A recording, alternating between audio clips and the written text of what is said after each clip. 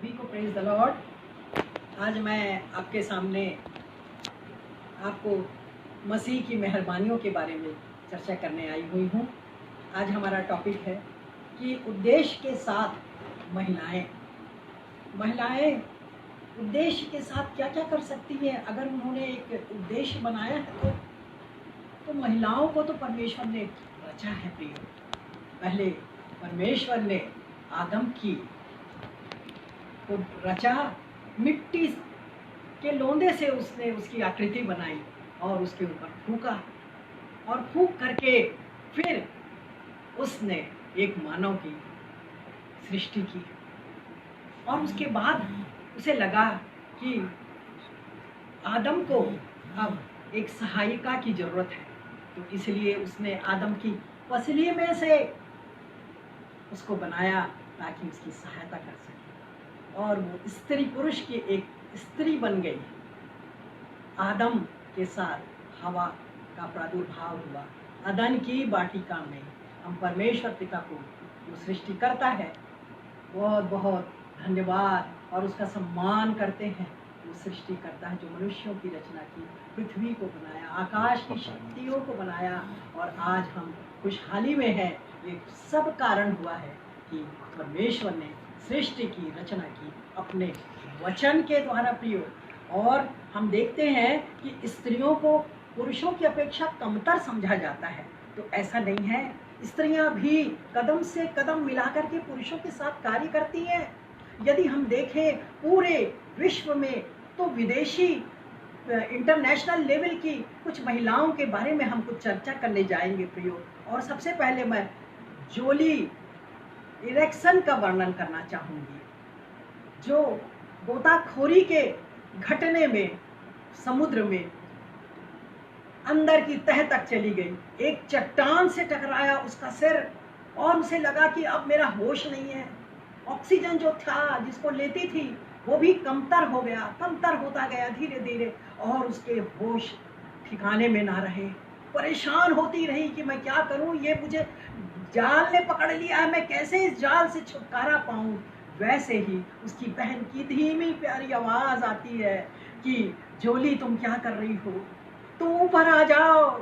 और वो कहती है, उसके मुंह से आवाज नहीं निकल पाई कि मैं कैसे ऊपर आऊंगी, पर आश्चर्यजनक रूप से वो समुद्र के ऊपर आ गई। और आने के बाद वो पूरी टीम थी समुद्र के चारों तरफ, उनके दोस्तों का, और वो तुरंत वो उसको अस्पताल ले जाया गया प्रियो। और अस्पताल में देखा गया कि उसकी रीढ़ की हड्डी के एक एक वर्टिब्रा अलग अलग हो चुके हैं। उसकी गर्दन की हड्डी पूरी तरह से तहस नहस हो गई है। और आप तो जानते होंगे कि जब रीढ़ की हड्डी है तो उसमें स्पाइनल कॉर्ड रहता है, जो कि नर्वस सिस्टम का मुख्य केंद्र होता है।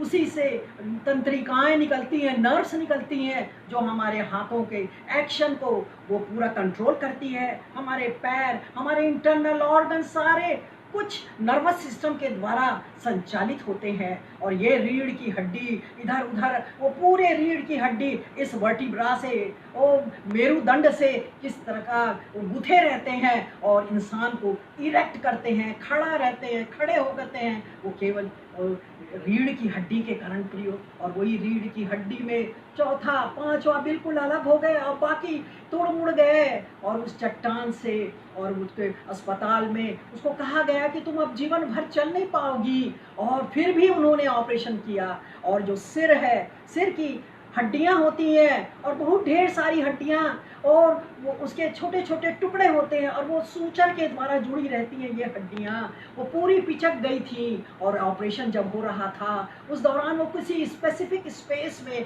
वो हड्डियों को उसके सूचर से जोड़ते जाते और एक एरिया को कवर करते, फिर दूसरे 5 घंटे 4 घंटे बाद दूसरे एरिया को कवर करते। ऐसा सबसे पहले उन्होंने उसके स्कल की मरम्मत की, उसकी खोपड़ी की मरम्मत की, पर परमेश्वर ने उसके अंदर के ब्रेन को सुरक्षित रखा था प्रियो। परमेश्वर सबको, सबका वो परमेश्वर है, सबका प्रभु है। वो किसी वर्ग विशेष का प्रभु नहीं है, सबकी वो परवाह करता है प्रियो।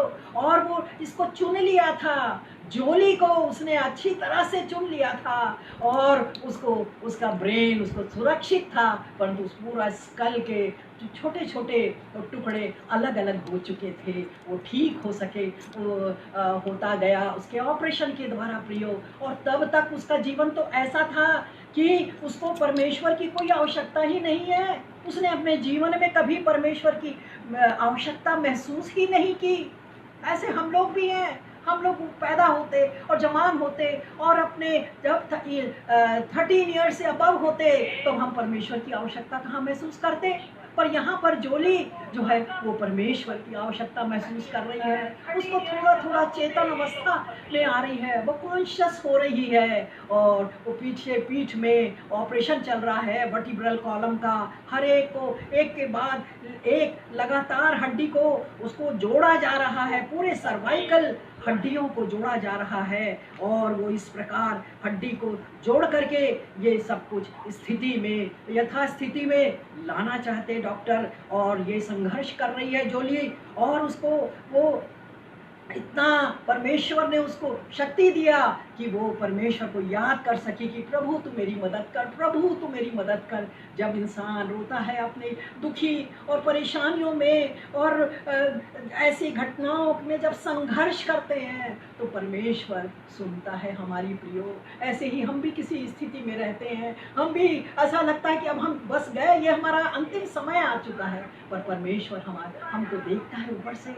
उसने तो माता के गर्भ से पहले ही हमें चुन लिया है, और वो माता के गर्भ से ही जोली को भी चुन लिया था, और वो धीरे धीरे ठीक होती गई। उसके मित्र आते थे प्रियो उससे मिलने के लिए, और जब मित्र आते तब उसके बाल बनाते, और धीरे धीरे बाल भी उगने लग गए थे। पूरे स्कल का सबका खोपड़ियों का हड्डियों का डिसलोकेशन हो चुका था, तब सारे बाल उसके नहीं रहे थे उसकी खोपड़ी में, परंतु धीरे धीरे बाल आने लगे। उसके मित्र उसके बाल बनाने लग गए, और तब वो कहती है कि अरे मुझे आईना तो दिखाओ। और जब उसको आईना दिखाया गया प्रियो तो वो इतनी बदसूरत हो गई, उसके नाक कान सब इधर से उधर हो गए, और स्किन अलग, मसल्स अलग, और खोपड़ी अलग, सारे में सिंक्रोनाइजेशन हो ही नहीं सका था उस समय तक। और वो घबरा गई और बेहोश हो गई अपने आप को देखकर, और उसको लोगों ने बहुत रोया उसके लिए।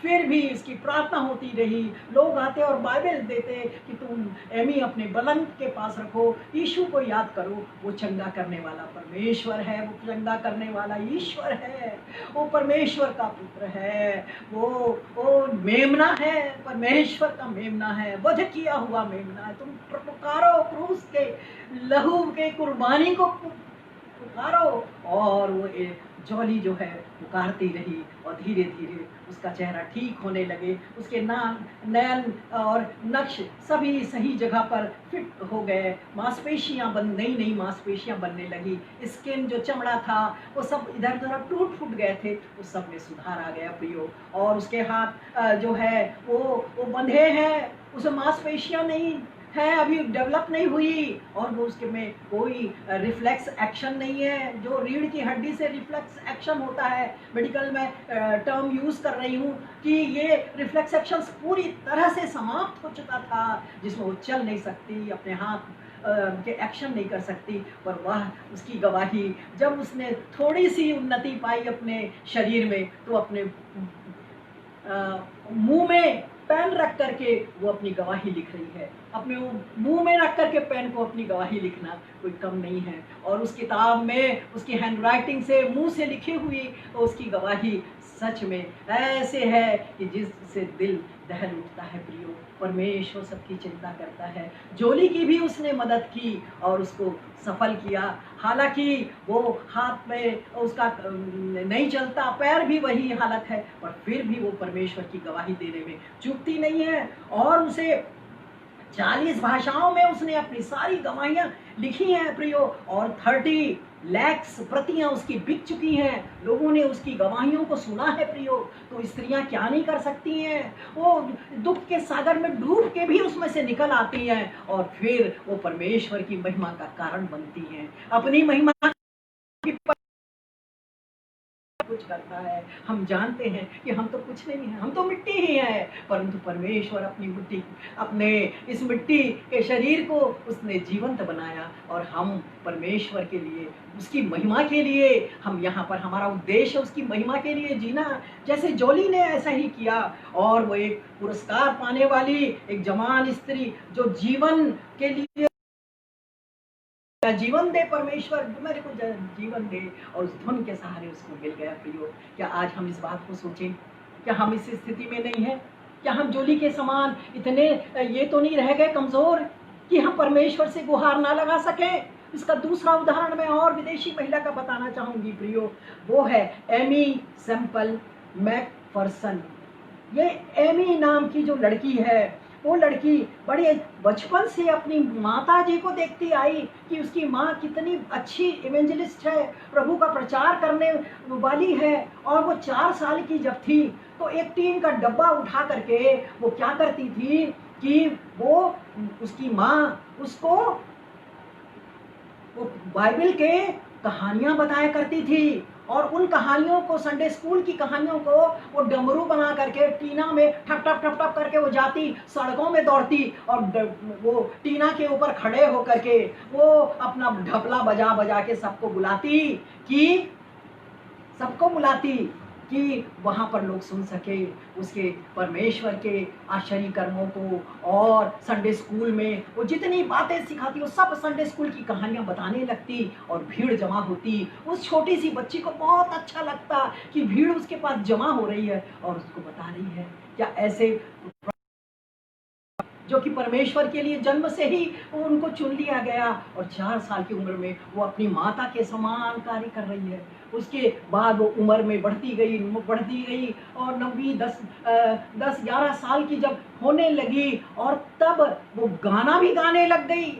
और गाने के लिए वो फिर से वही करती, डमरू को ले जाकर और अपने वो मित्रों को, अपने क्लासमेट को एक डंडा और एक लाल टेबल क्लॉथ लेकर उसमें बांध देती और झंडा लेकर के जाती और गाने गाती रहती। और उसके दोस्त लड़के वो खूब चिढ़ाते, उसको छेड़ते, पागल पागल पागल क्या कर रही है, और फिर भी गाना गाते जाते।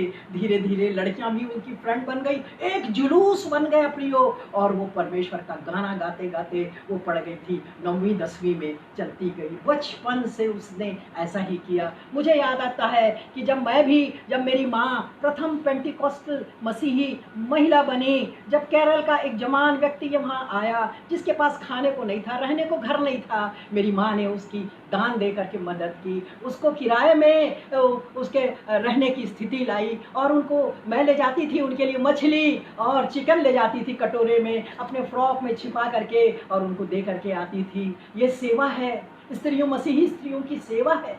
आज ऐसी स्त्रियां हैं जो अपने चेलों के लिए, अपने पास्टरों के लिए वो मदद करने को तैयार हैं। वो पैसे से मदद करती, खाने से मदद करती और उनकी सेवा करती है। तो ऐसी सेवा करने वाली मेरी माँ भी थी, और ढेरों लोग वहाँ बपतिस्मा लिए उस नए मलयाली पास्टर के कारण। और तब मैं वहाँ, मेरे घर के सामने वो नहर बहती थी, और मैं वो 6 साल की लड़की, मैं बपतिस्मा देने लगी अपने साथियों को। इस प्रकार सोचिए, ये भविष्यवाणी थी शायद परमेश्वर की, कि जैसे एमी के लिए, एमी दौड़ती थी सड़क पर और वो प्रचार करती थी, वो गाना गाती थी, वो कहानियां बताया करती थी, वैसे ही मैं वो बपतिस्मा दिया करती, अपनी सहेलियों को एक जगह ले जाकर कमरे में प्रार्थना कराती। मैं भी स्वयं 11वीं कक्षा में थी तब जब हम लोग प्रार्थना करते थे, जवान लड़कियां, सारे जितनी लड़कियां थे उसमें 90% लोगों को पवित्र आत्मा का अभिषेक मिला। तो प्रियो, परमेश्वर चुनता है, उसका चुनाव है। हमें पहले बचपन से चुन लिया है, और जिसकी माताएं धर्मी होती हैं उनको देख देख कर बच्चियां सीखती हैं और वो भी वैसा ही बनना चाहती हैं। प्रियो, एमी का भी जीवन वैसा ही था। वो गाना गाते गाते वो 10वीं में चली गई, और उसको स्कूल में ये पढ़ाने लग गया इवोल्यूशन, मनुष्य मानव की विकास कैसा हुआ है, और उसको कि पहले जो यूनिसेल्यूलर एनिमल अमीबा बना, और यूनिसेल्यूलर अमीबा के फिर इवोल्यूशन हुआ, फिर उसमें इवोल्यूशन हुआ, धीरे धीरे वो चिंपांजी जो मनुष्य का बिल्कुल नेक्स्ट उसके नीचे का व्यक्ति मैमेलियन में आता है चिंपांजी, तो वो सब चीज़ वो सीखती गई, प्रोफेसर उनके पीछे जाती रही, ये कैसा है, ये कैसे इवोल्यूशन हो रहा है, ये प्रोटोजोआ से प्रोटीजोआ और पोरीफेरा, सीरियंट्रेटा, एनेलिडा, आर्थ्रोपोडा और वर्टिब्रेट, इनवर्टिब्रेट, ये सारी चीज़ें क्या है वो समझने के लिए गई प्रोफेसर के पास। वो प्रोफेसर तो परेशान हो गए इस एमी के प्रश्न से, और एमी को कहते कि तुम किताबें पढ़ो, तुम भी उसमें जाओ, लाइब्रेरी में जाओ, और वो सारी लाइब्रेरी छान डाली, सारी पुस्तकों को पढ़ डाली, पर उसको कहीं भी कोई किसी से कनेक्शन नहीं मिला प्रियो। इसलिए वो कहती यदि कोई ईश्वर है तो मुझे पता लगाना ही है, और उसने यीशु को पहचान लिया कि ये यीशु ही है जिसकी सेवा मेरी माँ करती है, और मैं जानती हूँ कि मेरा यीशु और मेरा परमेश्वर वचन के द्वारा पूरे सृष्टि की, पृथ्वी की रचना की, पूरे जीवते और निर्जीव सबके लिए उसको स्थापित और रचा और सृष्टि किया। इसलिए वो परमेश्वर के पीछे बड़ी वफादार बन गई, और वो इतना लेक्चर देती थी, इतनी अच्छी वक्ता बन गई कि वो पूरे विश्व में पहली बार जो रेडियो वक्ता जो रही वो एमी रही। और इस प्रकार वो जितना डार्विन की थ्योरी थी, इवोल्यूशन, थ्योरी ऑफ इवोल्यूशन, उसने सबको डब्बा कर दिया, सबको फेल कर दिया, सबको बताती रही कि ये डार्विन की थ्योरी गलत है, हमारे परमेश्वर पिता ने ही हमारी रचना की है। सच में प्रियो, बचपन से बच्चों के द्वारा प्रभु बुलवाता है, कहे यदि तुम ना बोलो तो पत्थर चिल्ला उठेंगे। ये वचन अपने बाइबल में लिखा हुआ है कि यदि हम चुप रहे तो पत्थर चिल्ला उठेंगे। इस प्रकार वो एमी जो है वो परमेश्वर की सेवा करती रही, और वो रेडियो के द्वारा प्रथम वक्ता रही, और बहुत अच्छी वक्ता रही, जिसे परमेश्वर का वो अभिषेक था, और वो सब जगह जा कर के परमेश्वर की गवाही दी। आज हम क्या हैं? हम वक्ता हैं, प्रोफेसर हैं, मैं भी प्रोफेसर हूँ। तो ये मेरा कर्तव्य है कि मैं जब प्रभु को जानती हूँ तो मैं प्रचार करूँ, मैं लोगों को बताऊं परमेश्वर के तथ्य को, बाइबल के तथ्य को। और मैं बीएड की हेड ऑफ द डिपार्टमेंट हूँ, जहाँ मैं बताती हूँ, सिखाती हूँ, परंतु फिर भी मेरा सबसे प्रायोरिटी है वो है यीशु के वचन का फैलाव करना प्रियो, यीशु के वचन को सब जगह फैलाना। हमने सच्चा पाया परमेश्वर, चाहे डार्विन की थ्योरी चली गई, कोई मेंडल्स लॉ ऑफ इनहेरिटेंस, वो सब चला गया, पर एक ही लॉ है, और वो है परमेश्वर ने हमको सबको वचन के द्वारा उत्पन्न किया है, वचन के द्वारा हम उत्पन्न किए गए हैं। और उसके बाद तीसरी मैं इंटरनेशनल लेडी की चर्चा करना चाहूँगी, कैथरीन कुलमैन। ये इतनी अच्छी, अति प्रिय सुसमाचार प्रचारक थी, जहाँ ढेरों आश्चर्य कर्म होते, जो खड़ी हो जाती थी और ढेरों आश्चर्य करते थे। और इस स्वभाव में जितने लाखों पलायनवादी जो लोग थे, उन लोग पुनः विश्वास में आ गए। जब देखे आश्चर्य कर्म, तो बिना आश्चर्य कर्म के तो लोग सबसे मायूस हो गए थे, परंतु ये लाखों पलायनवादी उसकी तरफ लौट आए। तो क्या हम ऐसा कर सकते हैं प्रियो? क्या हम अपने दुआ के द्वारा अपने गरीबों में के लोगों के बीच में जाकर, गांव में जाकर उनकी दुखों में शामिल हो सकते? क्या हम दुआ कर सकते? हमारी दुआ से क्या चंगाई मिलेगी? यीशु ने कहा तुम मेरे से भी बड़े बड़े काम करोगे, बड़े बड़े काम करोगे। तो सच में ये आशा हमारे पास है। हम जब दुआ करेंगे प्रियो तो लोग चंगे होंगे, लोग अपनी दुखों से छुटकारा पाएंगे प्रियो। और ये तीनों मैंने आपको बताया, जो इंटरनेशनल महिलाएं थीं, जिन्होंने अपने जीवन को बिल्कुल कहाँ गहराई में थे और नीचे चले गए थे, उन्होंने आकर के सम्मानीय स्तर पर लोगों को बदलने का काम किया। इसी प्रकार हमारे भारतवर्ष में भी और पंडिता रमाबाई है, जो एक समाज सुधारक थी, और उन्होंने महिलाओं के उत्थान में रुचि ली, और उन्होंने मुक्ति मिशन की स्थापना की, और उन्होंने 7 भाषाओं का उन्हें ज्ञान था, और उनके नाम से डाक टिकट विमोचित की गई, और उसको उसको पदवी दी गई सरस्वती और पंडिताई की। और उसने भी प्रभु यीशु को पहचाना अपनी गरीबी में, तकलीफों में, जब कोई साथ नहीं रहा उसने स्वयं परमेश्वर को ढूंढा और वो अपने कार्य के लिए सम्मानित की गई, महिलाओं के कल्याण के लिए, उनके उत्थान के लिए। और उसके बाद हम देखेंगे कि एक मुसलमान लड़की गुलशन एस्तर, और ये जो लड़की थी ये अपने मत से बिल्कुल घिरी हुई थी। उसके माता पिता अपने उसको अनुशासन भरे माहौल में बढ़ाते और उसको ले जाते और उसको सब जगह और ले जा करके वो उसके पास अच्छे होने के लिए वो जाते थे, और कि मैं वहाँ पर चंगा हो जाऊँगा यदि मैं वो यात्रा करूँगा, और वहाँ पर वो वहाँ जा कर के मेरी बेटी चंगी हो जाएगी। और वो इसी माहौल में पढ़ी बनी, परंतु ये जो किशोरावस्था में ही वो उसको एक भयंकर बीमारी ने घेर लिया और वो खड़ी नहीं हो सकती थी, वो बिल्कुल अपाहिज थी और वो परमेश्वर से प्रार्थना करती। उसके पिताजी हर जगह मुल्लाओं के पास जाते, सबके पास कहाँ नहीं गए, थक गए, और वो लड़की अच्छी नहीं हो सकी। तब वो लड़की अकेले कमरे में थी, जो मूवमेंट नहीं कर सकती थी अपने पलंग से। तब वो कहती है कि अब उसकी नमाज में अनजानी परमेश्वर की कोई पुकार नहीं है। वो नमाज पढ़ती उस अनजान ईश्वर के लिए, पर बेकार है, उसने बंद कर दिया। और कहती यदि कोई है ईश्वर तो तू मुझे सामने आ, मेरे सामने आ।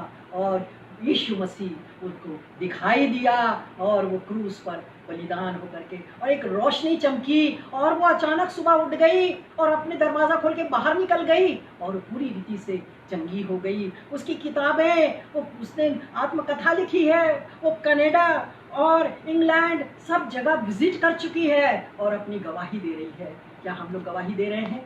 गवाही देना चाहिए प्रियो। हमारे जीवन में कितनी भी तकलीफ़ें आए, मुसीबत आए, और जब हम मुसीबत से उबरते तो हमको बिल्कुल शांत नहीं हो जाना है। इस्राएल के समय में जब राजा लोग थे, जब तक तकलीफ होती थी, जब आसपास के राज्य के जो लोग आक्रमण करते थे, तब वो डर जाते और परमेश्वर को पुकारते, प्रभु तू दया कर, और जाते नबियों के पास कि हम परमेश्वर हमारी मदद करेगा कि नहीं, और तब पर लोग कहते परमेश्वर तेरी मदद करेगा, जाओ लड़ो, और उनके बिना लड़े परमेश्वर उनको जीत दिला देते थे। ऐसा जीवन था। पर जैसे ही वो स्थायी हो जाते, अच्छा राज्य उनका डेवलप हो जाते तो भूल जाते परमेश्वर को। ये हाल तो हमारा भी है। जब अच्छी हालत में है तो हम परमेश्वर को भूल जाते हैं प्रियो, और परमेश्वर की वो गवाही देने के लिए शर्माते हैं। बड़े बड़ी पोजीशन में आ जाते और उनको ईसाई बोलने में उनको शर्म आती। प्रियो, ऐसा नहीं करना है। हमारा तो सबसे जो मेन, हमारा प्राइमरी, जिसकी हमको उपासना करना है, जिसका आदर करना है, जिसका सम्मान करना है, वो है परमेश्वर, उसका पुत्र प्रभु यीशु मसीह, पवित्र आत्मा परमेश्वर। हम सबका सम्मान करना चाहिए प्रियो। और उसके बाद हम एक और मिशनरी बच्चों को देखते हैं, जॉन वेस्ली और चार्ल्स वेस्ली। और इसकी जो माता थी, वो उसकी माता सिंगल मदर थी और 8 बच्चे थे। रोज रात को सोने से पहले हर बच्चे के हाथ पर, सिर के ऊपर हाथ रखती। और ये जो चार्ल्स और जॉन वेस्ली है, इन्होंने अनेक गीतों का निर्माण किया जो हृदयग्राही सुमधुर है। रिवाइवल सॉन्ग्स हैं, करीब 6000 गीत उनके द्वारा लिखे गए जो आज विश्व में सब जगह गाए जाते हैं। अपने टैलेंट को उन्होंने परमेश्वर के लिए दे दिया। अपनी माँ के जीवन को देखा, किस गरीबी से उन्होंने बच्चों को पाला, और तब परमेश्वर उनको उठाया और ऊंचा उठाता चला गया। आज परमेश्वर के पीछे जो जाता है वो कभी नीचा नहीं होता। परमेश्वर क्या है? सिर बनाता है, पूछ नहीं बनाता प्रियो। तो याद रखिए कि हम सिर हैं उसके, राजपदधारी याजकों के हम समाज हैं, तो हमें क्यों नहीं परमेश्वर ऊपर उठाएगा। और ये तो हो गई इन महिलाओं ने जो दुख उठाई, परंतु जो जीवित महिलाएं रहीं वो सब सेवा करती थीं। उस जमाने में भी हम याद करेंगे कि जो हुल्दा नबिया थी, तो वो उसके पास गए और हुल्दा नबिया के पास जब जाने लग गए कि क्या करें, हम तो परेशान हैं, हमारा राज्य तो डूबा जा रहा है। और उसका जो राजा था वो होशियार राजा था। और इसने हुल्दा नबिया ने फिर बताए कि तुम प्रार्थना करो और अपने पापों को छोड़ दो तो परमेश्वर तुम्हें उठा लेगा। और नबिया के कहे अनुसार पूरा राष्ट्र जो है वो बचा लिया गया और सारे राष्ट्र में जागृति आ गई, परमेश्वर के पीछे चलने लग गए। उनने जीवन बदल दिया अपना कि परमेश्वर के साथ चलने में हमें क्या सावधानी बरतनी है। प्रियो, उसी प्रकार हम देखते हैं कि सेवा करने वाली वो हमेशा जो पौलुस है वो पत्रियां लिखा करते, 13 पत्रियां उन्होंने लिखी और उनमें प्रिसिल्ला और एक्विला, डोरकस और अन्य महिलाओं के नाम नमस्कार भेजते। उनके लिए वो आदर सम्मानित शब्दों के द्वारा उन्हें नमस्कार करते, क्योंकि वो सेवा करती थी, वो प्रभु के लोगों के लिए वो सेवा करता काम करती थी, पैसे देती थी, मदद करती थी। तो ऐसी महिलाओं के लिए सच में जो सेवा करती हैं, एक उदाहरण मैं बताना चाहूँगी प्रियो, जिसमें लागूकरण हुआ। और वो लागूकरण का मतलब उसके इम्प्लीमेंटेशन, जो हम वचन बताते हैं उसको लोग पालन कर लेते हैं प्रियो। अभी यूपी की बात है हमारे भारतवर्ष में, और यूपी में एक सम्मेलन होने जा रहा था। बड़े अच्छे वक्ता, जो प्रसिद्ध वक्ता थे वो आने वाले थे। सम्मेलन की सारी तैयारियां हो चुकी थी और लोग आना आरंभ कर दिए थे। और सम्मेलन की जो स्थल था उसके पड़ोस में ही टॉयलेट था और लाइनवार 5 टॉयलेट थे। और जैसे जैसे लोग बैठते गए वैसे वैसे वहाँ पर बदबू शुरू हो गई और वहाँ पर सब नाक में अपना रुमाल डालते और देखते। और वहाँ पर की एक गरीब स्त्री जो विश्वासी थी कलीसिया की, वो विश्वासी लेडी वो टॉयलेट में गई और उन्होंने लैट्रिन में वो जो आए थे वो केला खा खा के उसके छिलके को सबको लैट्रिन में डाल दिए, जिससे ब्लॉक हो गया, गंदगी फैल गई। वो सारे टॉयलेट को साफ कर दिया प्रियो। उसमें उन्होंने जो जो करना था उसकी सफाई के लिए वो सारे कार्यकलाप उन्होंने कर दिया। और सब लोग आराम से वक्ता महोदय का पूरा वचन पढ़ लिए। आप क्या सोचते हैं? वक्ता का वचन तो बहुत अच्छा लगा, पर प्रभाव कौन डाला? उस महिला ने, जिसने सफाई कर दिया, जिसने स्थिति को बैठने लायक बना दिया। तो सच में हम हर जगह मदद कर सकते हैं। अपने चर्च में, कलीसिया में, समाज में एक स्थापना कर सकते हैं प्रभु का। मैं आपको बताती हूँ, एक ईसाई प्रिंसिपल होने के नाते मुझे एक स्कूल भेजा गया जहाँ पे 45% रिजल्ट आया हुआ था और वो CBSE दिल्ली से अफिलिएटेड था। और उन्होंने कहा कि हम इसकी मान्यता रद्द कर देंगे, यहाँ पर रिजल्ट खराब आ रहा है, 50% से ज़्यादा रिजल्ट आना चाहिए। और तब वो मेरी नियुक्ति वहाँ पर किया गया, क्योंकि मैं यहाँ प्रसिद्ध थी अपने अनुशासन के लिए प्रियो। और जब मेरी यहाँ नियुक्ति हुई तो मैंने देखा टीचर्स क्लास में ही नहीं जाते, वहाँ नाश्ता निकाले, डब्बा खोले, खा रहे हैं, जब जी चाहे तो क्लास में जाए, जब जी चाहे जाते थे अपना बस्ता ले जा करके। और मैंने अनाउंसमेंट किया कि मैं मेरे को आपके यहाँ भेजा गया है प्रियो। बच्चों को उनके प्रेयर को कहती मेरी मदद करो, अपने भाइयों की मदद करो जो बिगड़ चुके हैं। तब एक बच्चा आकर के मुझको कहता है कि मैडम 6 बच्चे वहां पर सेक्टर 6 मार्केट में वहां पर खराब। मैंने अपनी गाड़ी उठाई बजाज कब, और मैंने कहा कि तुम साइकिल से आगे चलो, मैं तुम्हारे पीछे पीछे आ रही हूँ। और प्रियो, मैं वहां गई, मैंने देखा कि बच्चे, ये मेरे स्कूल के लड़के हैं जो कि 8वीं के बच्चे हैं, वो हाफ पैंट और शर्ट पहनते, हाफ, और बस्ता उनका बाजू में रखा हुआ। मैंने बस्ता खोला और उनके कपड़ा निकाला, यूनिफॉर्म, और उनको बाल पकड़ के इतना मारी हूँ कि आप सोच नहीं सकते। उनको मार करके मैंने यूनिफॉर्म पहनाया और कहा कि चलो स्कूल। मैं एक बेंच लेकर के गई थी और वो स्कूल पे आना शुरू कर दिए। मेरी एक दोस्त थी जो पुलिस विभाग में थी, प्रभा, और उसको मैंने कह रखा था कि अगर तकलीफ रही तो मैं तुमको वहाँ दुकान में बुलाऊंगी, तुम आना और उनको बोल देना कि दुकान को हम ये कर देंगे, डीबार कर देंगे तुमको। और वो महिला मेरे बुलाने से आई और वो दुकान बंद हो गई। मेरे बच्चे, ये 6 बच्चे वो सही हो गए, और 6 बच्चे नहीं, पूरा स्कूल सही हो गया, सब जगह फैल गया कि कौन है ये प्रिंसिपल, कौन है ये प्रिंसिपल। देखिए हम पृथ्वी के नमक हैं, हमकी नमकीनी हमको बताना है सब जगह। हम एडजस्ट नहीं हो सकते, समायोजित नहीं कर सकते। नहीं चलेगा, नहीं ऐसा भी चलेगा, हम बदनाम हो जाएंगे, हमको लोग ऐसा बोलेंगे। नहीं प्रियो, हमारा तो परमेश्वर है जिसने हमें दिया है नियम, व्यवस्था दी है। तेरी हाँ की हाँ और ना की ना हो। तेरे को नैतिक शिक्षा देनी है, और वो नहीं कि हम मसीहियों को दें, परंतु नैतिक शिक्षा सब जन सामान्य को देना है। पूरा सेक्टर 6 का पूरी जनता मुझे कहती कि मैडम आप खड़े हो जाइए, आप हमारी नेता हैं, हम आपको जिता देंगे। हमने कहा नहीं, नेता नहीं है, मैं इनकी स्कूल की माँ हूँ।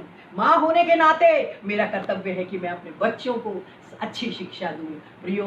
और ये छोटा सा उदाहरण मैंने दिया और वो किया। उनके लैट्रिन ब्लॉक हो जाते थे, और उसके ब्लॉक किए हुए लैट्रिन को मैं अकेले में छुट्टी के दिन वो रॉड निकालती लोहे का, और उसको मोड़ करके घर से ले जाती और निकाल के उसको रखती। क्योंकि ये जो स्वीपर है उन लोग कहते हैं मैडम ये काम हम नहीं कर सकते। सारे लैट्रिन के सब खुल गए, सब ब्लॉक, और वहाँ पर बच्चे सब स्थिति से हो गए और अच्छी रिजल्ट लगा, और 95% रिजल्ट लगा पहले साल। आप सोचते हैं एक मसीही महिला क्या नहीं कर सकती?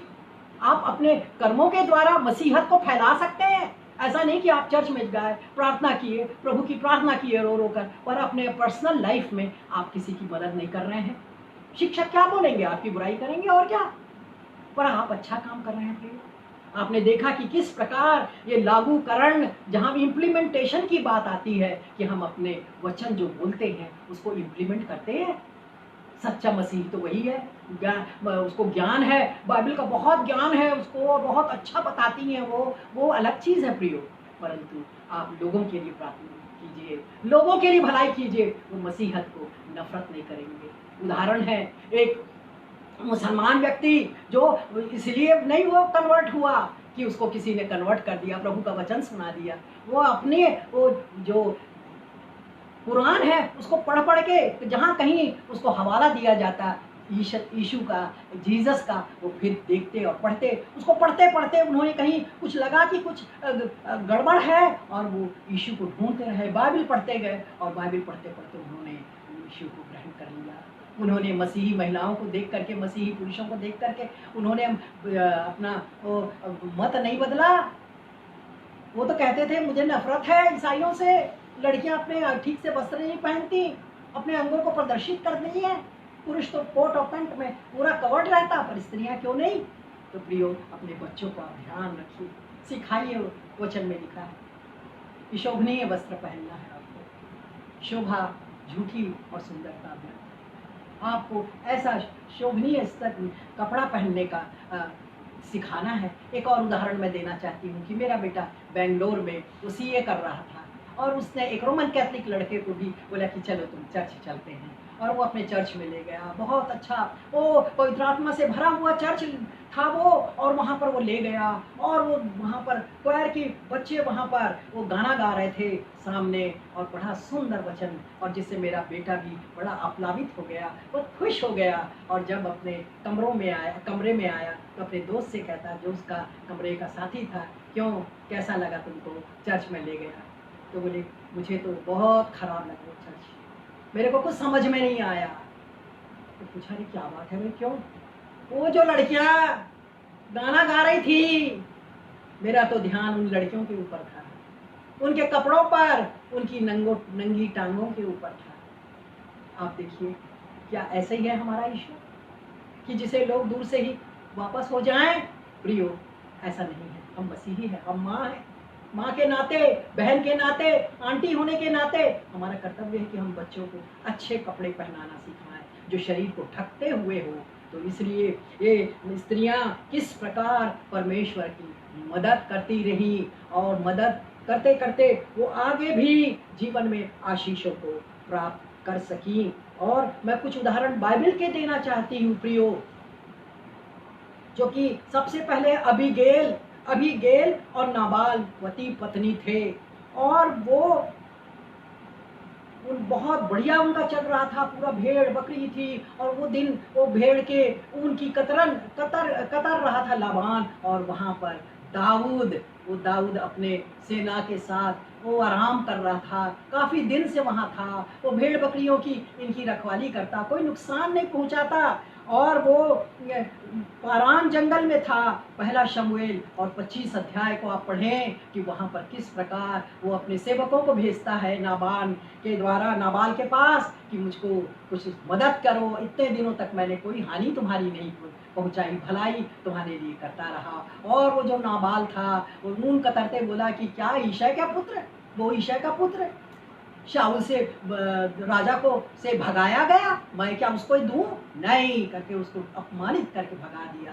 जब सेवक दाऊद के पास जाते तो दाऊद बड़ा दुखी होकर कहता कि चलो अपनी तलवार निकालो, मैंने कुछ नहीं किया, मैंने कोई उनके लिए बुरा काम नहीं किया, भलाई किया, फिर भी ये मेरे साथ ऐसा कर रहा है। इस बीच वो नाबाल के जो सेवक थे वो गए अबीगैल उसकी पत्नी के पास और उसको ये घटना उसे बताई। अबीगैल दुख से भर गई और तुरंत उसने गधे लिए और अपने नौकरों के साथ 200 रोटी और 200 क्या लिया उसने?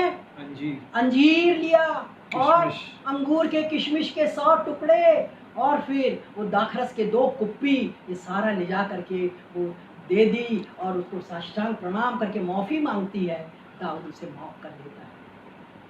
आज देखिए, एक स्त्री ने अपने परिवार को बचा लिया, एक स्त्री ने अपने परिवार को बचा लिया, और वैसे ही दूसरी महिला है, वो भी परमेश्वर से भय खाने वाली महिला है, क्योंकि ये जो अबीगैल उसने सुना था कि इस्राएलियों को लाल समुद्र पर पार करने वाला एक ही परमेश्वर है, वो जानती थी, इसलिए वो दाऊद की इज्जत करती थी। दाऊद ने गोलियात को मारा, इसलिए वो इज्जत करती थी कि वो परमेश्वर का सही सेवक है। तो यदि हम परमेश्वर के लोगों को बचाते हैं तो परमेश्वर हमारे परिवार को बचाता है। प्रियो, जो राहाब थी, जो अपने घर वालों के कारण गलत काम करती थी, और उसके बाद यहोशू जो है ये 2 सेवकों को भेजता है कि वहां जाके पता लगाओ ये शहर कैसा है। और जब वो पता लगाने आए, वैसे ही उस शहर के राजा ने भेजा कि अरे भेदिए आए हैं, और वो राहाब के पास बोलते कहाँ है भेदिए? तो कहते मेरे पास तो दिन भर व्यक्ति आते रहते, लोग आते रहते, मैं किस किस का हिसाब देखूं, आपको बताऊं, मैं नहीं जानती कहाँ, वो तो निकल गए होंगे, जाओ देखो, दरवाज़ा देखो।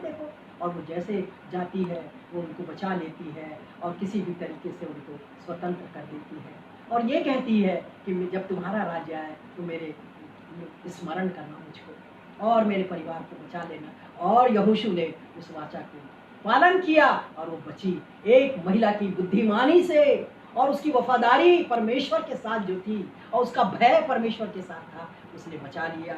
और वैसे ही दबोरा, अब पहले समय की थी ये, वो दबोरा जो एक पूरी माता थी, इसराइलियों के न्याय करती थी इसराइलियों का, और उस समय बड़ी बुरी स्थिति थी। तब वो बुलाती है बाराक को कि तुम चलो, और मैं तो सिसरा सेनापति को परमेश्वर कह रहा है कि उसको नाश करना है। तो वो कहता कि मैं अकेले नहीं जा सकता, तुम चलो। तो दबोरा कहती है निश्चय मैं तेरे साथ चलूंगी। आप देखिए, महिला है दबोरा, और कहे वो लड़का, वो बाराक, वो तो डर गया, पर ये महिला जो न्याय करती थी, निश्चय मैं जाऊंगी।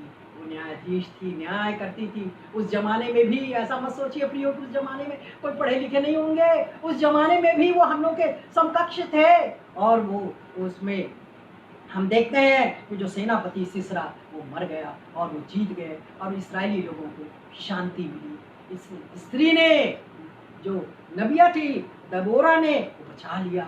उसी प्रकार ये जो न्यायों की किताब 4 में आप यही पाएंगे कि किस प्रकार दबोरा ने ये सारे कार्य कराए और बाराक उसके साथ वफादार था। प्रियो, एस्तर को हम देखते, उसने तो परिवार पूरे समुदाय को, अपने इस्राएलियों को बचा लिया, जबकि कोई ऐसा नहीं था समय कि वो जाके राजा से कुछ बोलती। वो ऐसे समय में गई जिससे कि वो मनाही थी, फिर भी मनाही के बावजूद वो जाती है, उपवास करके जाती है, अपने सहेलियों को उपवास करती है, रोती है, दुख उठाती है कि मेरे लोग मर जाएंगे, और वो जा करके बचाई। एस्तर की किताब वो 4 अध्याय में आप देखोगे, एस्तर ने पूरे अपनी कौम को बचा लिया। स्त्रियों को कमतर नहीं समझना है, बाइबल की स्त्रियां आप देख रहे हैं कि कितनी बहादुर थीं, आज बहादुर क्यों नहीं हो सकती? उसी प्रकार हम देखते हैं कि कुछ महिलाएं यीशु मसीह के साथ भी नए नियम में भी हम देखते हैं कि कैसे सामरी स्त्री, यूहन्ना 4:39 में हम देखते हैं कि सामरी स्त्री किस प्रकार वो अपने पाप को जान पाई परमेश्वर के द्वारा, यीशु मसीह के द्वारा।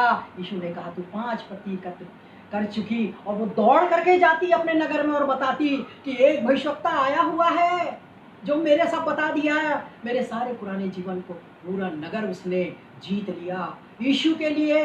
तो आज हमको गवाही देने जाना है, गवाही देने में कोई शर्म नहीं। जहाँ जहाँ जा रहे हैं गवाही देते जाना है आपको, जहाँ जहाँ मौका मिलता है परमेश्वर की गवाही देना है और अपने लिए रास्ते बनाना है ताकि आपको अगले समय और भी परमेश्वर की गवाही देने का मौका मिल सके।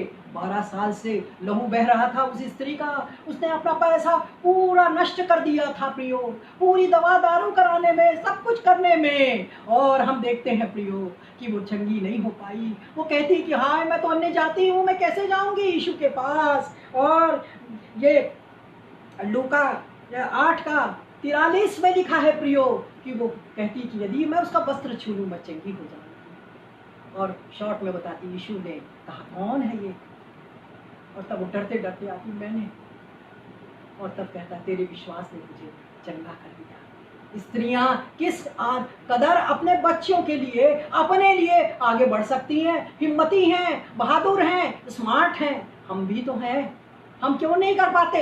हम क्यों हम अन्य लोगों के साथ बैठते और उनके साथ मिक्स हो जाते, उनके जो ये विधि विधान में हम उनका साथ देते? क्यों नहीं हम खड़े हो सकते? हमको खड़ा होना है प्रियो, हमको खड़ा होना है। दुख और तकलीफों में भी हम यीशु को न कभी नहीं भूल सकते। आप याद करना चाहिए वो सारपत की विधवा किस प्रकार एलिया को हम देखते हैं कि वो मदद करती है और वो उसको रोटी खिलाती पहले, और उसको खिलाती अपने बेटे से पहले, और वो एलिया उसको आशीष देता है और उसका तेल और आटा कभी नहीं खत्म होता, क्योंकि वो अकाल था, अकाल तक जब तक था तब तक वो सफल रहे। और उसी प्रकार हम देखते हैं कि जो कनानी स्त्री थी उसकी बेटी को दुष्टात्मा पकड़ी हुई थी प्रियो, वो यीशु के पीछे दौड़ती गई और कहती रही मेरी बेटी को बचाइए, मेरी बेटी को चंगा कर दीजिए। तब वो कहते हैं कि मुझे भेजा गया है अपने खोई हुई भेड़ों को एकत्रित करने के लिए, मैं ये काम नहीं कर सकता। और वो चंगा करने के लिए उसको जिद करने लगती है। तब वो कहते हैं यीशु कि मैं अपनी रोटी कुत्तों के आगे नहीं बिखेरता। फिर भी वो डटी रहती है और फील नहीं करती कि अरे क्या बोल दिया मुझको। फिर भी कहती है कि चूड़ा चार तो खा लेते हैं मेज के नीचे। परमेश्वर उसने यीशु को उसने द्रवित कर दिया, कायल कर दिया, और उसने उसके बेटी की दुष्टात्मा को बाहर निकालता। इस प्रकार अनेक उदाहरण हैं। पुराने नियम में, नए नियम में स्त्रियां आगे बढ़ती गई प्रियो, और परमेश्वर का कार्य करने में, यीशु का कार्य करने में पीछे नहीं रही। आज हम क्यों पीछे हैं? हम लोगों को लॉकडाउन हो गया है और हम लोग कोरोना से विचलित हो गए हैं। लोग परेशान हैं कि क्या करें। वो भेजते हैं व्हाट्सएप पास्टर साहब लोगों को, और वो कहते हैं कि ये पाप के कारण ये सब आ रहा है। तो प्रियो, परमेश्वर हमको नहीं देता है ये सब दुख। परमेश्वर हमको खुश रखना चाहता है, वो दुख नहीं देना चाहता है प्रियो। परमेश्वर वो व्यक्ति है जो दया का सागर है, वो दया का सागर है, वो हमको कभी नष्ट होने नहीं देगा। इसलिए हम याद रखें इस चीज़ को कि हम इस लॉकडाउन के पीरियड में जब हमको कहा गया कि बंद करके रहो, बाहर मत निकलो, आप याद कीजिए इस्राएलियों को क्या कहा गया था कि अपना दरवाज़ा बंद करके रखो, उसमें लाल निशान लगाओ, मेमने का निशान लगाओ, और जब तक वो मृत्यु का दूध निकल नहीं जाए तब तक दरवाज़ा बंद रहे। आज क्या हाल है? आज लॉकडाउन में हमारे बुजुर्ग जिद करते कि हमको जाना है, बाजार जाना, हम थोड़ा जा रहे हैं, मानते नहीं कहना। हम किसको बोले? बच्चे जवान नहीं मानते। पर आपको कड़ाई करना है प्रियो, लॉकडाउन में ध्यान रखना है। हमको उम्मीद है कि ये जो वायरस है, जो कोरोना वायरस है, वो धीरे धीरे कमज़ोर पड़ेगा, और तब तक हमको नागरिक धर्म अपनाना है। अपना अपना धर्म तो हमारे पास है, हमें नागरिक धर्म अपनाना है, निभाना है। और लोग की वो संख्या देख के घबरा रहे हैं कि अरे इतने लोगों को ये हो गया, संक्रमित हो गए। स्वाभाविक है कि हमको सोचना होगा, परंतु इसको हमको लड़ना है इस कोरोना से। और लड़ने के लिए क्या है, आपको प्रयास करना है। बिना प्रयास किए सफल नहीं होगा। हमको कोरोना से लड़ना है, और जब तक हम अपनी सुरक्षा की जिम्मेवारी खुद नहीं ले सकते तो कोई हमारे लिए कुछ नहीं कर सकता। हमें अपनी जिम्मेवारी खुद लेनी, और दूसरों को भी खुद बचना काफी नहीं है, औरों को भी बचाना होगा। और उसके लिए जैसे कहा जाता है कि आपको हाथ धोना है थोड़ी थोड़ी देर में, और मास्क पहनना है। मास्क नहीं है तो गांव में मास्क सिलवाने के लिए बच्चों को आप प्रेरित कीजिए, उनकी इकोनॉमी बढ़ेगी और उन लोग बनाते जाएंगे। इस प्रकार उनको रोजगार के अवसर भी मिलेंगे।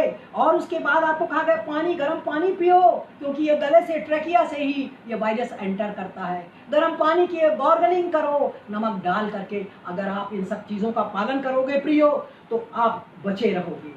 आप उनका पालन नहीं करोगे, बाहर जाओगे बिना मास्क के, और सोशल डिस्टेंसिंग आपको यूज करना है। 6 गज दूर एक दूसरे से रहना, एक साथ बैठना नहीं है। जब पहली बार ये आया तो मैंने चर्च में गवाही दी, और मेरा चर्च तो ऐसा, मैं उस जगह जाती हूँ जहाँ पे सब दूसरे कन्वर्टेड लोग हैं।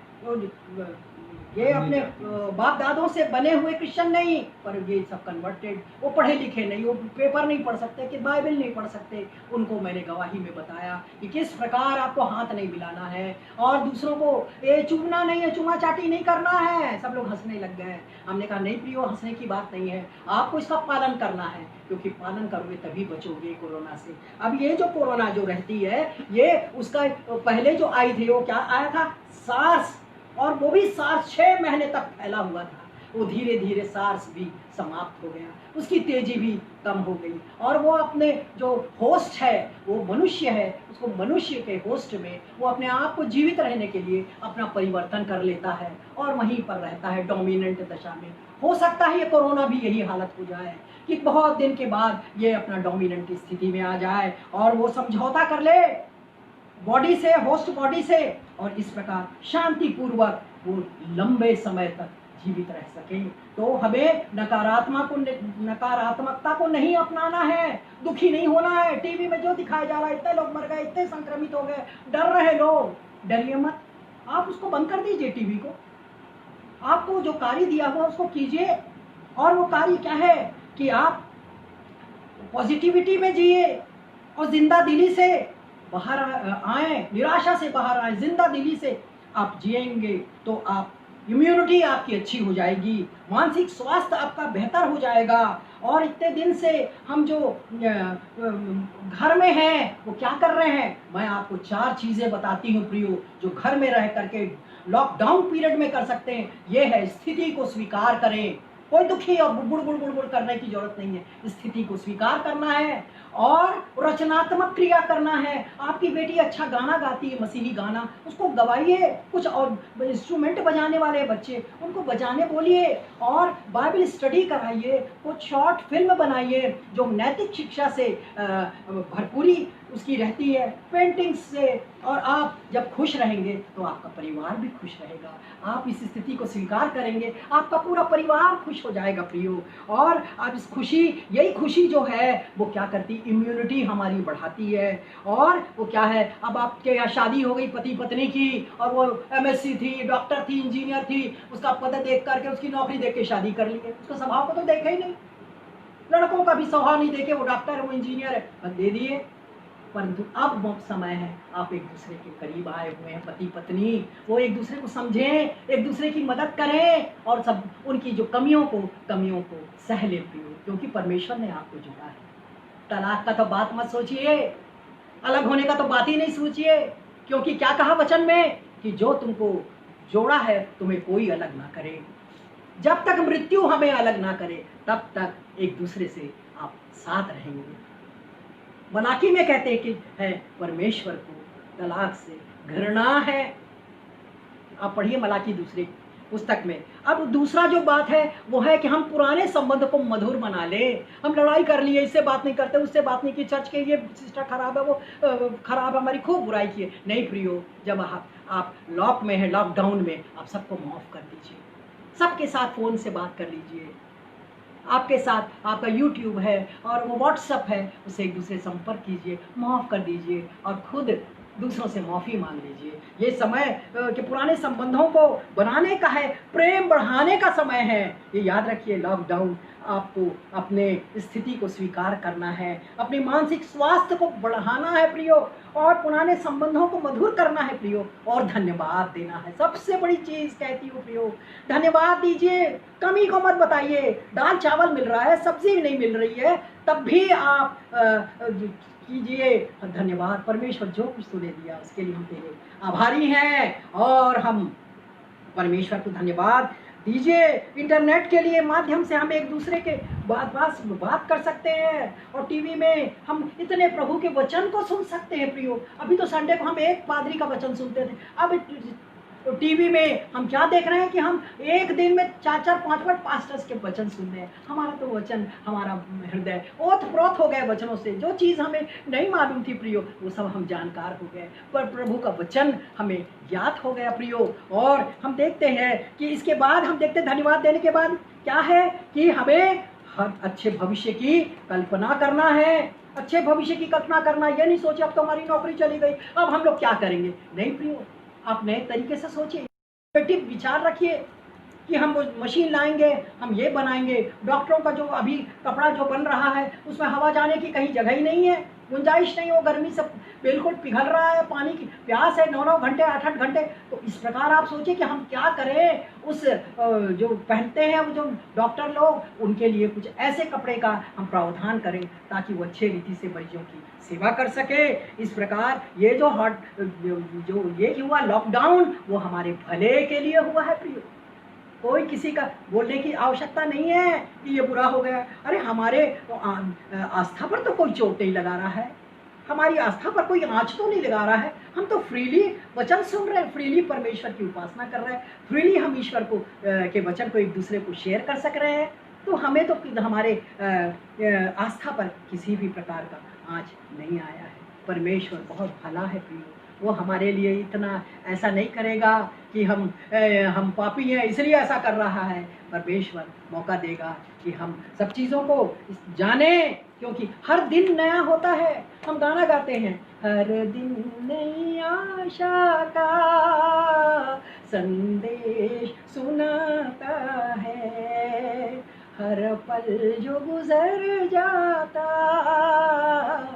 वापस नहीं आता है। तो इस प्रकार हम देखें, नकारात्मक में हमें चलना नहीं है। और उसके बाद हम देखते हैं कि उदारता क्या है। उदारता शोर नहीं करती, खामोशी के निशान छोड़ जाती है। उदारता शोर मचाती, ढपली नहीं बजाते कि हम फलानी जगह से आए हैं, हमारी तरफ से ये अनाज ले लीजिए, हमारी तरफ से ये फल ले लीजिए, और फोटो खिंचा रहे हैं। उदारता शोर नहीं करती प्रियो, और वो निशानी छोड़ जाती खामोशी के साथ। यदि हम करें तो कई खामोशी से उदार व्यक्तियों का मैं वर्णन करना चाहूंगी, जिसमें लोगों ने अपने केरल की, इसमें ये पूरा घर खाली था, वो दे दिए क्वारंटाइन के रखे। और एक 6 ऐसे हैं जो कि उनके कमरे हैं पुणे में, और वो अभी उनका उद्घाटन नहीं हुआ है नए घर का, और तब उद्घाटन जब नहीं हुआ है वो घर को बिना उद्घाटन दिए क्वारंटाइन के लिए दे रहे हैं। और भी कितने लोग हैं, पेपर में आप देखिए, एक लाइन लगी हुई है जो परमेश्वर के लिए, जो इन परमेश्वर की वचन को मानने के लिए तैयार हैं। परमेश्वर कहेंगे, जब भूखा था क्या तुमने मुझे खिलाया, क्या मेरे पास कपड़े नहीं थे, क्या मेरे पास जब नहीं थे रहने के लिए जगह तो तुमने मुझे दिया। इस वचन को याद रखिए, तब आपको लगेगा कि उदारता शोर नहीं करती, खामोशी के साथ निशान छोड़ जाती है। और ये निशान उस पुस्तक में लिखा जाएगा जब हम लोगों की सेवा करेंगे, जब हम उन लोगों को उनकी आवश्यकताओं की पूर्ति चुपचाप करेंगे। वचन में क्या लिखा है, जब तू चंदा डाले और दान दे तो आपको दाहिने हाथ से तो बायां हाथ जानने ना पाए प्रियो। तो इस प्रकार हम अभी न्यूयॉर्क टाइम्स में हम जब देखते हैं तो एक पास्टर है और वो क्या करते हैं कि कहाँ पर लेते हैं, वो अपने पार्किंग में जहां गाड़ियों को पार्क किया जाता वहां से प्रचार करते हैं और वो ये कहलाते हैं, अनाउंसमेंट करते हैं कि आप मुझे चेहरे को नहीं देख सकते, मेरी आवाज सुन सकते हैं, आप कार में ही रहिए। कार में रह करके वो लोग परमेश्वर का वचन सुनते हैं। सड़क पूरी भर जाती है। न्यूयॉर्क टाइम की बात है जो मैं आप लोगों को बतला रही हूँ। तो इस प्रकार हम देखते हैं कि लोग अपने अपने तरीके से कार में ही, शादियां हो रही है, बड़ी बड़ी कारें हैं आजकल, तो हम तो देखे नहीं हैं, और बड़े उसमें जन्मदिन मना रहे हैं लोग, मैरिज एनिवर्सरी मना रहे हैं, अपना डिस्टेंसी, सोशल डिस्टेंसी को मेंटेन करते हुए सारे क्रियाकलाप कर रहे हैं। आप परमेश्वर की सेवा कर रहे हैं प्रियो। आप दुखी निराश ना हो, आप परमेश्वर का वचन को फैलाव कीजिए। ये समय है कि हम परमेश्वर का फैलाव कर सकें। और परमेश्वर एक न्याय से ऊपर है दया। इसका उदाहरण मैं आपको दे रही हूँ, और वो क्या है उसका, ये वो है योना। नीनवे शहर तो बहुत पापी हो गया था, उसको नाश करना था परमेश्वर को, परंतु योना को उसने भेजा, एक मौका दिया। वैसे ही परमेश्वर दयालु, और नीनवे बचाया गया, योना के ही द्वारा नीनवे बचाया गया प्रियो। वैसे ही हमारे क्या कर्तव्य है कि हम परमेश्वर के आज्ञा माने। मुझे छोड़ किसी और को परमेश्वर करके ना मानना। चितौनियों को, व्यवस्था को, विधियों का पालन करें हम, और परमेश्वर को महिमा दें। आजकल हम अपनी महिमा चलें, हमारा नाम आए, हमारा फोटो आए, ऐसा नहीं है प्रियो। परमेश्वर की महिमा देना सबसे पहला कर्तव्य है। हमारा नाम रहे न रहे, हम रहे न रहे, परंतु परमेश्वर की को महिमा मिलनी चाहिए प्रियो। और व्यभिचार और कुकर्म इतने बढ़ गए हैं, तो हम कई बार किसी व्हाट्सएप में देखते कि लोग प्रचार कर रहे हैं, मना कर रहे हैं। हमें मना करना है, हमें रोकना है, हमें परमेश्वर के प्यार को बताना है कि यीशु क्रूस पर बलिदान हो गए, आपके लिए, मेरे लिए, हमारे पापों के लिए बलिदान कर दिए, ताकि हम पाप से वो अलग हो जाएं, हमें उद्धार का अनुभव हो सके, हम बपतिस्मा ले सकें, हम नया जीवन प्राप्त करें। तभी तो हम यीशु के साथ स्वर्ग में वास कर सकेंगे प्रियो। और रोमियो की पहली दूसरी किताब में हम देखते हैं, पौलुस कहता भी है कि अपने शरीरों को जीवित, पवित्र, परमेश्वर को भावता हुआ बलिदान चढ़ाओ, और यही तुम्हारी आत्मिक सेवा है। ये शरीर परमेश्वर का मंदिर है, इसे पवित्र रखना है प्रियो। किसी भी सांसारिक लालसाओं को पूरी करने का इस शरीर को उपयोग करने को आपका अधिकार नहीं है। ये शरीर परमेश्वर का मंदिर है प्रियो, और इसको जीवित रखना है, परमेश्वर को भावता हुआ बलिदान करके चढ़ाना है, और यही हमारी आत्मिक सेवा है। और रोमियो 12:1-2 में, इन संसार के सदृश न बनो प्रियो, ये संसार के सदृश न बनो, पर तुम्हारे मन के नए हो जाने से तुम्हारा चाल चलन भी बदलता जाए। आपका चाल चलन बदलना चाहिए। आप प्रचार करते हो, प्रचार करो, कोई मना नहीं करता। आप आश्चर्य कर्म करते हो, कोई मना नहीं करता, पर आपका चाल चलन बदलना चाहिए। आप में बदलाव आना चाहिए प्रियो, और आप बदलाव आएगा, और आप उद्धार का अनुभव प्राप्त करोगे। आपको उद्धार मिलेगा, आपको साल्वेशन मिलेगा तब, कब, जब पौलुस कहता कि मैं अपनी देह को मारता, कूटता और अपने वश में लाता हूँ। ये देह वश में नहीं रहती, की चाहत करती, कोई सुंदर लड़की देख ली है किसी को, बस हो गया। मैं देह को मारता, कूटता और वश में लाता हूँ। ऐसा ना हो कि औरों को प्रचार करके मैं आप ही निकम्मा ठहरूं। तो प्रियो, हमको प्रभु को ध्यान देना है। प्रभु के लिए आत्माएं जितनी है, ये मौका है कि हम लोगों को प्रचारित कर सकते हैं, अपने जीवन को संयमित बना सकते हैं, और संयमित बनाएंगे और तब हम प्रभु की सेवा अच्छी तरह कर सकेंगे, और लोगों को बताएंगे कि हमारा परमेश्वर तीसरे दिन मृतकों में से जी उठा है। कोई परमेश्वर जिंदा नहीं है। सब आए, मौलवी और मुल्ला, और वो सब आए और वो चले गए, उनकी कब्रें में हैं। यहाँ पर यीशु की कब्र खाली है। वो हमारे लिए क्रूस पर चढ़ाएगा, हमारे पापों के लिए प्रियो, और वो अभी भी वो लोगों का इंतजार कर रहा है। वो अभी आना, हम सोचते थे कि प्रभु अभी आएगा, तब आएगा। मेरी माँ हमेशा कहती कि मैं अपने बड़े लड़के की शादी नहीं करूंगी क्योंकि प्रभु आने वाला है। और हम लोग तो जानते, जब तक दुनिया के कोने कोने में प्रचार ना हो तब तक प्रभु का आना निश्चित नहीं है, कोई नहीं जानता। परंतु हमको तैयार होना है, 5 बुद्धिमान कुंवारियों के समान हमको तेल लेकर के अपनी मशाल में रखना है कि जब प्रभु आए तो हम तैयार रहें, या हमारी मृत्यु हो तो हम तैयार रहें। ये दोनों संभावना है, हमारी मृत्यु हो जाए, हमारा जीवन पूरा हो जाए, या प्रभु जब आए तो हमारी मशालें जलती हुई मिले, और ताकि हम ये कह सके कि बादलों में हम मिलेंगे। तो आइए हम प्रार्थना करें। Hallelujah, hallelujah, hallelujah.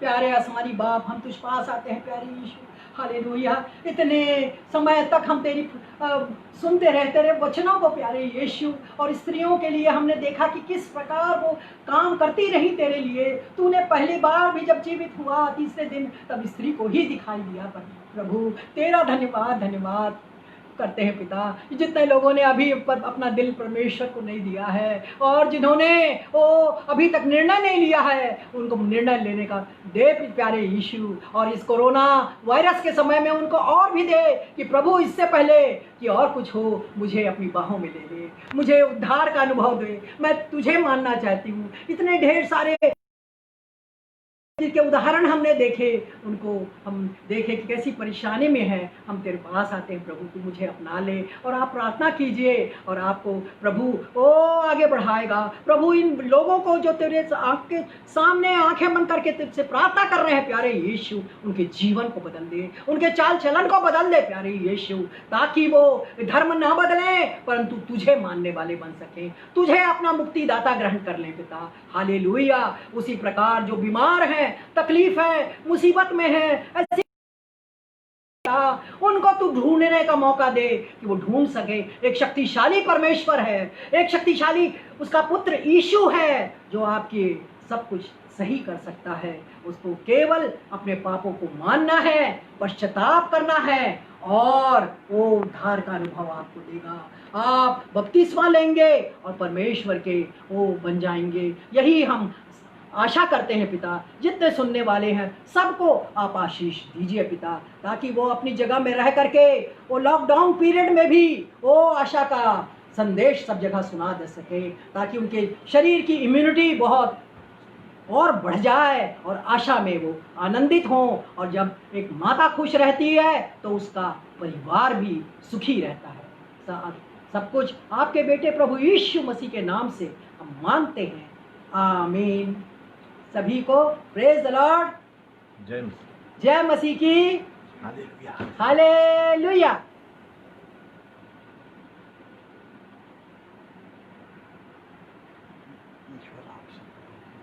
ईश्वर आप सबों को आशीष दे।